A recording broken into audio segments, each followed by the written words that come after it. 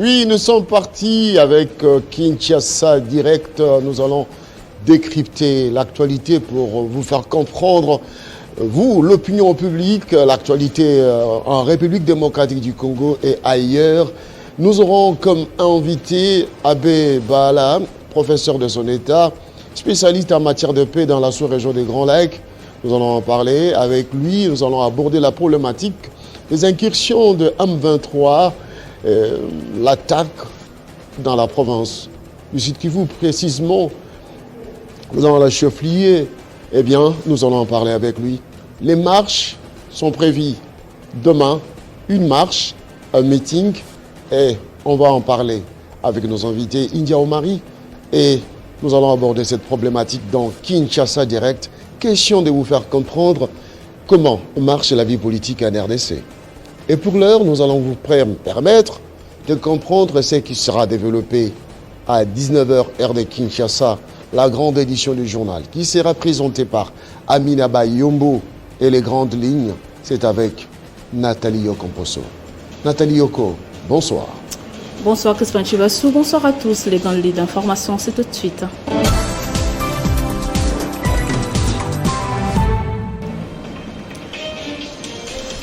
La marche de force politique et sociale pour dire non à une CENI politisée est bien confirmée pour ce samedi 13 novembre. Le gouverneur de la ville de Kinshasa et les délégués du bloc patriotique se sont mis d'accord sur les différentes modalités.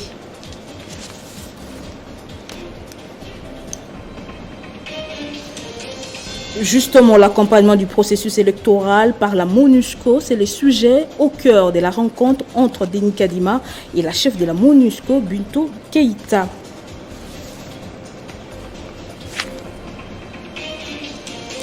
Journée mondiale de lutte contre la pneumonie. Kinshasa abrite un forum scientifique à l'occasion.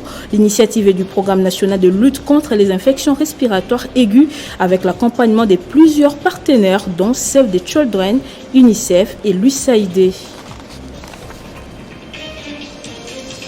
En dehors de nos frontières, en prélude de la conférence de Paris sur la situation de la Libye, 4 chefs d'État africains ont été reçus par le président français Emmanuel Macron ce vendredi. Quant à ceux, il s'agit des présidents du Tchad, du Burkina Faso, du Niger et du Gabon. Et puis en sport football, éliminatoire mondial 2022 rentré à Kinshasa ce vendredi après leur belle opération à Dar es Salaam. Les Léopards de la RDC restent sur cette bonne dynamique. Objectif, gagner ce dimanche le Bénin au Stade des Martyrs pour se qualifier au dernier tour de ces éliminatoires. Merci de nous avoir suivis de partout. Tous ces sujets et autres vous seront développés tout à l'heure à 19h de Kinshasa par Amina Bayombo. Mais dans l'entretemps, restez en compagnie de Crispin Chibassou pour la suite de Kinshasa Direct. Téléchargez les infos Télé 50 sur www.tele50.cd. Le rendez-vous est donc pris pour 19h avec Amina Bayombo. Mais pour l'heure, nous marquons une petite pause pour vous retrouver dans quelques instants pour la suite de Kinshasa Direct. Tout de suite.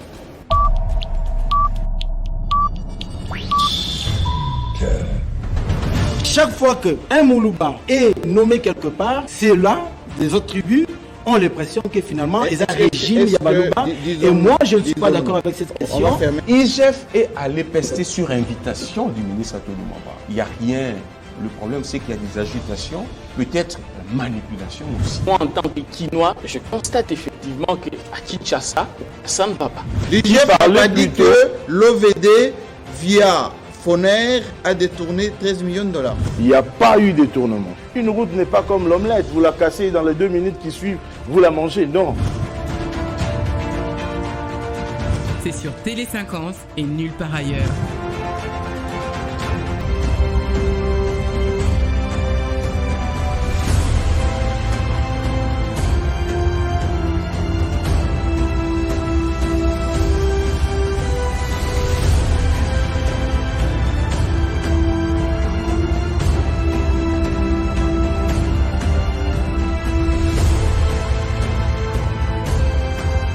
Kongo naijua sasa hivi ilikuwa haipo tena. Ni Kongo ambayo ilikuwa ni vipande. Kwa hiyo wananchi wa Kongo watakumbuka kwamba tuliweza kuunganisha nchi na tumeweza kuhakikisha kwamba tunayo stability ya uchumi.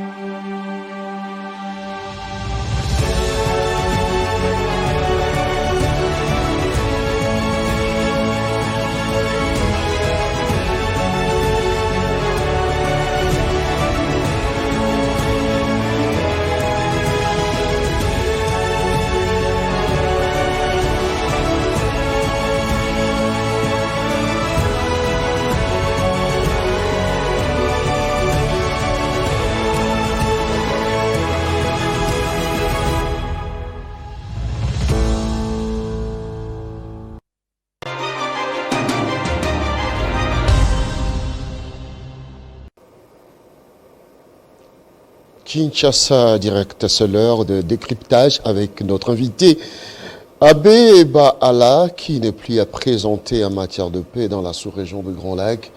Monsieur l'abbé, bienvenue. Merci beaucoup, Crispin. Votre expertise n'est plus à démontrer. La RDC a été attaquée par le M23 au niveau de Tchanzu, Runyoni, Bunagana. Nous allons d'abord suivre cet élément que nous propose la régie et revenir pour continuer avec le décryptage de cette actualité sur Télé 50. C'est parti donc.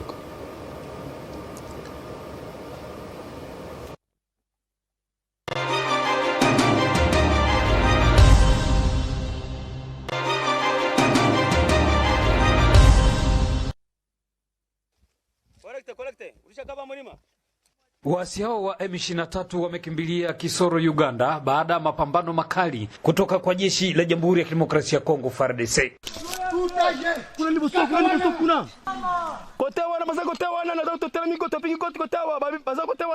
Hapa niko katika maeneo ya Songo kwenye mpaka wa Uganda na Jamhuri ya Kidemokrasia ya Kongo, ambako masaa machache tu jeshi la Jamhuri ya Kidemokrasia ya Kongo limepambana na waasi wa M23 kulazimika kukimbilia Uganda, wilaya ya Kisoro. Huyu hapa mmoja wa makamanda ambaye ameongoza vita hivi. Mrefu mnaona ni Songa.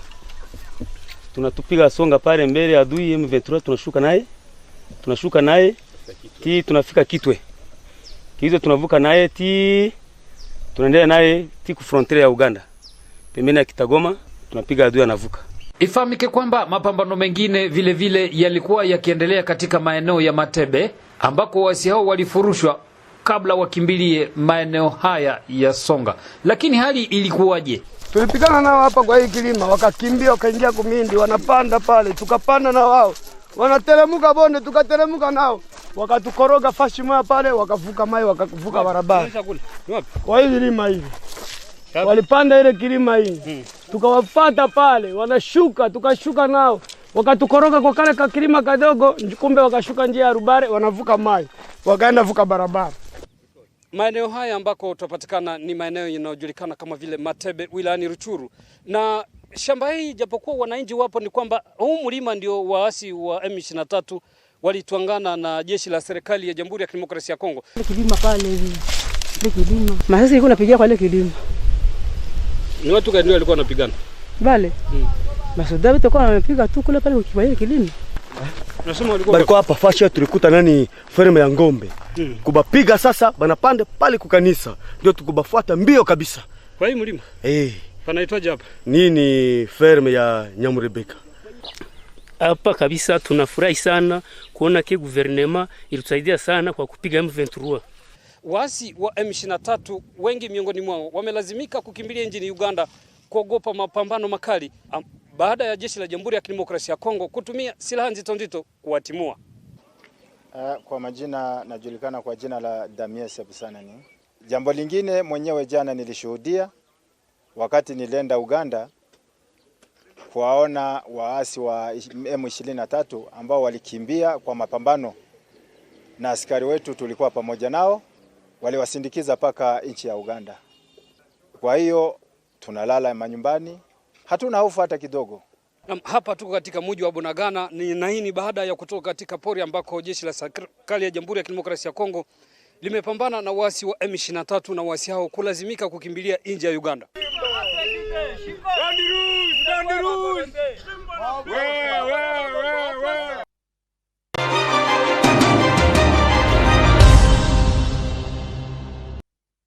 Voilà, cet élément réalisé par nos confrères des VOA Afrique en Swahili. Alors, pour ceux qui n'ont pas compris le Swahili, Abebala, vous parlez bien le Swahili. Qu'est-ce qui est dit dans cet élément? Eh bien, ce sont d'abord des soldats congolais qui s'expriment, qui montrent comment ils ont combattu.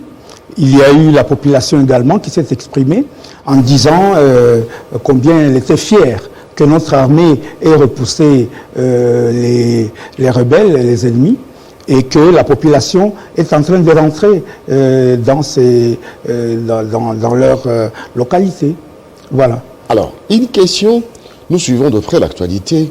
Le M23 défait à Tchanzu à l'époque où le président de la République d'alors, Joseph Kabila Kabange, avait même visité Tchanzu. On nous a dit que les M23 ont été cantonnés, d'autres au Rwanda, d'autres en Ouganda.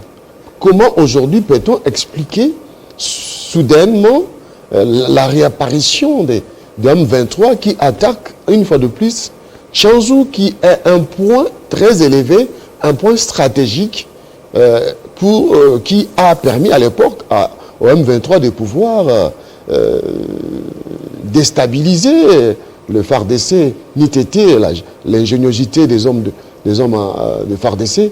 Mais aujourd'hui, encore Tchanzu, encore Runyoni, encore Bunagana, apparemment, c'est pas du hasard. Non, c'est une longue histoire, Christin. Je ne crois pas qu'en si peu de temps, je pourrais décoder et découdre les fils stressés de cette histoire qui commence avec d'abord la guerre, la première guerre du RCD, n'est-ce pas, qui se poursuit avec la guerre du CNDP. Nous négocions avec eux parce qu'ils avaient menacé la ville de Goma. Nous allons à Nairobi. Et puis après, nous rentrons à Goma.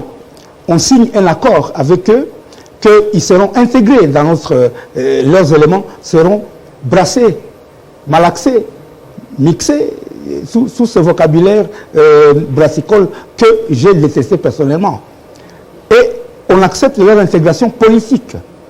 Mais il faut savoir qu'il y a un élément que nous avons toujours refusé. À Nairobi, même les facilitateurs essayaient de nous faire comprendre qu'il faut leur donner un espace vital. On leur a demandé, c'est quoi cet espace vital? C'est-à-dire, ils demandaient la terre. Et là, on a dit non, ça ne se négocie pas.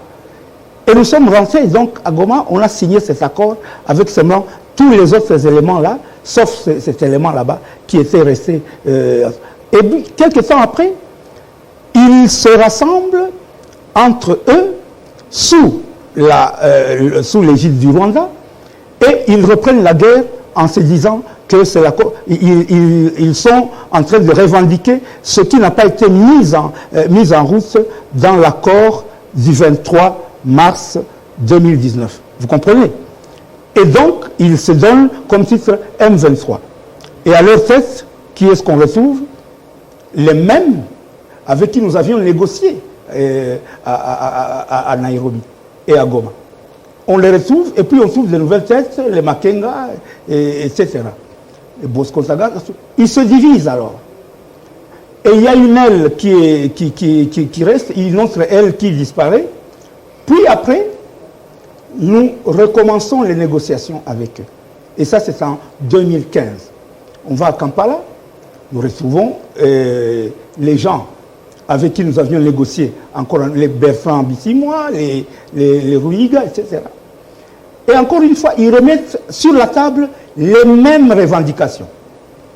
On leur demande, mais quelle revendication vous voulez, qu'est-ce que vous voulez exactement? Vous voulez une intégration de vos soldats dans l'armée. Celui qui conduisait la délégation, et puis le chef de l'État, nous a dit, on n'acceptera plus une intégration automatique des rebelles dans notre armée. Et c'était ça la clause qui a été à la base de leur division eux aussi. Certains ont accepté que les autres soient désarmés, démobilisés de façon classique. Mais certains autres ont refusé. Devant ce flou artistique, ils ont accepté de créer un parti politique. Mais ils n'étaient pas tous d'accord parce qu'il y avait ceux qui étaient au service de l'Ouganda et ceux qui étaient au service du Rwanda qui ne s'entendaient pas. C'est comme ça qu'il y aura deux M23. Quand on entend parler de M23, il y en a deux, il n'y a pas un seul M23. Il y a le M23 El-Ouganda qui est dirigé par celui qui a fait un communiqué la fois dernière, Bertrand Bisimwa. Et il y a un M23 El-Rwanda qui est dirigé par Jean-Marie Runiga et dont les éléments sont au Rwanda. Qu'est-ce qui s'est passé? Au moment où le gouvernement congolais avait refusé, ou nous, négociateurs, nous avions refusé cette histoire d'intégration somatique dans l'armée, c'est une idée qui a été reprise par l'actuel chef de l'État, qui lui aussi, dans le nouveau programme de désarmement de mobilisation, a aussi mis cela comme clause qu'on ne discute pas. On n'intègre pas de rebelles dans l'armée. Ils suivent, si quelqu'un veut entrer dans l'armée, il suit le curriculum normal. Il devient recrue et il monte de grade en suivant le curriculum normal. Il n'y a plus de reconnaissance automatique de grade où vous avez des illustres analphabètes qui deviennent des généraux, des colonels, je ne sais pas quoi, et ils sont dans l'armée juste pour rendre notre armée ridicule. C'est ça qu'on a refusé. Et donc, en ce moment-là, lorsque nous avons terminé les négociations, il était question d'aller dénombrer les éléments du M23 qui étaient réfugiés. Vous avez vu comment on les a chassés, qui étaient réfugiés en Ouganda et au Rwanda. La mission qui était allée là-bas, avec le MNS, donc le mécanisme national de suivi, l'Agence nationale de renseignement, etc. La mission, quand elle est arrivée 10 jours avant son arrivée, les camps se sont vidés. Et nos partenaires ougandais nous ont dit, nous ne savons pas retracer ces hommes. Nos partenaires rwandais nous ont dit, on ne sait pas les retracer. Où sont allés les 1750 soldats qu'ils ont revendiqués? On ne sait pas. Mais non, on le sait. Ils se sont éparpillés dans les collines environnantes de Rutshuru, etc. Les gens savent que ces gens sont toujours armés, qu'ils attendaient leur démobilisation parce qu'ils le disent. La revendication sempiternelle du M23, c'est de dire vous n'avez pas respecté les clauses de l'accord. C'est-à-dire que vous n'avez pas accepté la démobilisation et la réinsertion. Ils parlent de réinsertion. Nous, actuellement, nous ne parlons plus de réinsertion. Nous parlons de relèvement communautaire. On réinsère le démobilisé dans sa communauté et on relève la communauté avec lui. On ne le renvoie pas dans l'armée de façon somatique. Donc cela a été à la base de ce qu'on entend. Maintenant, aujourd'hui, comment comprendre, c'est la question que vous posez, comment comprendre qu'ils attaquent aujourd'hui? Parce que les camps c'était vidé. Mais aujourd'hui, ils se sont reconstitués. De quelle manière? C'est-à-dire, de facto, on comprend que derrière, il y a la main noire du Rwanda ou de l'Ouganda. Ils sont là dans les environs, ils sont nourris, ils sont pris en charge par les deux pays. Vous savez, nous avons en face de nous des partenaires qui ne sont pas de bonne foi, qui ont leur propre agenda. Et nous, de bonne foi, nous allons vers eux en disant nous voulons mutualiser nos forces avec eux pour combattre l'insécurité chez nous. Mais non, l'insécurité au Congo fait l'affaire du Rwanda, fait l'affaire de l'Ouganda. Bien sûr, parce que l'économie rwandaise aujourd'hui, elle est basée sur la prédation depuis 20 ans, sur le pillage de nos minéraux, sur le non-droit, sur une guerre de basse intensité depuis 20 ans qui nous impose. Une guerre de basse intensité, mais meurtrière, tellement meurtrière, mais aussi mortifère pour l'économie. Une économie qui était florissante. Quand vous alliez en Ituri, vous aviez ces grandes fermes là-bas, bovines. vous aviez toutes ces plantations, vous aviez tous ces mining qui étaient en train de revigorer l'économie du pays. Il fallait déstabiliser tout ça. Parce que si on ne les déstabilise pas, le Rwanda n'existe plus. Le Rwanda sert aujourd'hui de proxy pour les multinationales. Je l'ai dénoncé. C'est ce que j'ai dénoncé dans mon film avec Patrick Forestier, du sang dans nos portables. Il n'y a pas de guerre civile au Congo. C'est une guerre par procuration, par des gens qui, n'ayant pas réussi le démantèlement du Congo, ils passent alors par les voisins pour maintenir une certaine insécurité permanente qui leur permet de continuer à siphonner nos minéraux. Alors, ils implantent des usines de raffinage de nos minéraux qui n'existent pas sur le sol rwandais, mais ils sont premiers producteurs du coltan. Il n'y a pas une seule pierre de coltan chez eux. Ils font des usines de raffinage d'or. Il n'y a pas une once d'or sur les terres rwandaises. Tout cela vous montre combien... Alors, le Rwanda montre l'image d'un pays stable, où il fait bon venir investir. Et le Congo est un pays instable, continuellement, où des groupes armés peuvent attaquer Bukavu. Vous voyez, l'affaire de Bukavu, c'est vraiment une blague, une vaste blague. Une vaste blague qui ressemble donc à une sorte de coup médiatique. Il y a des politiciens qui sont dedans, locaux, avec leurs petits conflits nord-sud. Il faut faire partir ce gouverneur-là, mettre un autre. Alors, on rassemble quelques démobilisés, parce que certains d'entre eux ont eux-mêmes recruté des Maïmas, vous le savez. Nous avions fait un travail en préalable pour éviter toutes ces choses là-bas. Nous avons négocié, nous avons fait un dialogue avec tous les chefs de guerre du Sud Kivu, et du Nord, surtout ceux du Sud Kivu. Nous avons été à Mouressa 1, Mouressa 2. Nous avons été à Amagne. C'était la 3e fois où nous avons rencontré tous ces chefs de guerre. Ils étaient prêts à se démobiliser. Et c'est à base de cela que nous avions proposé le programme DDRCS au président de la République, qu'il a assumé, qu'il a accepté. Maintenant, aujourd'hui, bon, le programme traîne, on ne sait pas ce qui se passe, soit que le gouvernement n'a pas encore donné les moyens, soit que les acteurs en place ne sont pas encore bien. Mais regardez, pour détruire justement l'effet de ce programme qui devait mettre fin à cette insécurité, empêcher les pêcheurs en eau trouble de recruter de nouveau les démobilisés. Aujourd'hui, on fait traîner la mise en route de ce programme. On passe le temps à faire des critiques sur ceux qui ont été nommés. On ne fait plus le travail pour lequel on devait. Alors maintenant, aujourd'hui, pour comprendre, je vais revenir. Allez-y.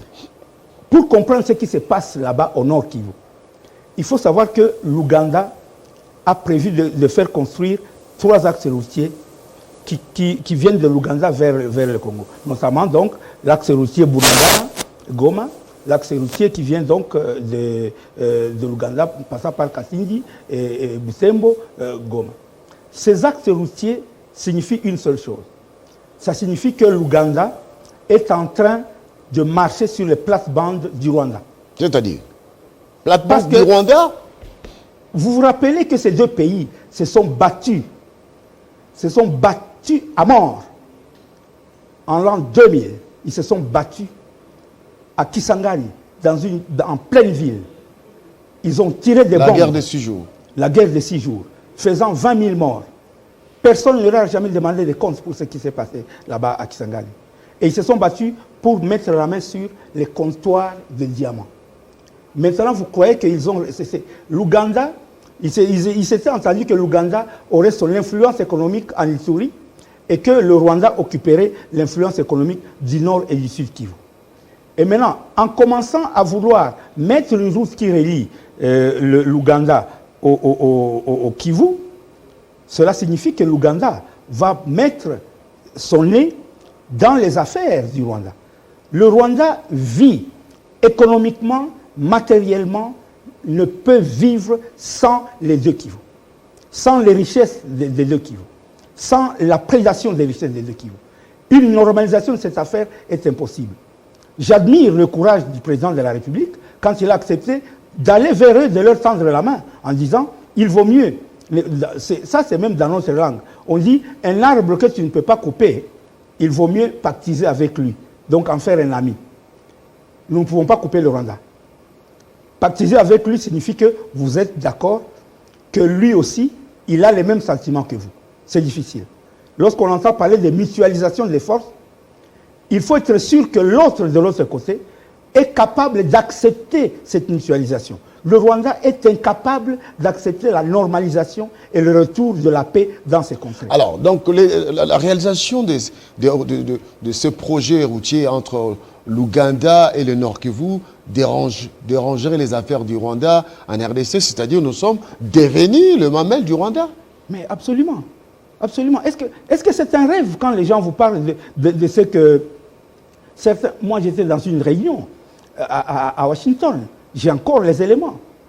Un certain professeur Weiss me dit, vous, monsieur l'abbé, vous êtes en train de parler de votre Kivu. Vous n'aurez jamais la paix tant que vous n'accepterez pas une tutelle du Rwanda sur vous ou du Burundi.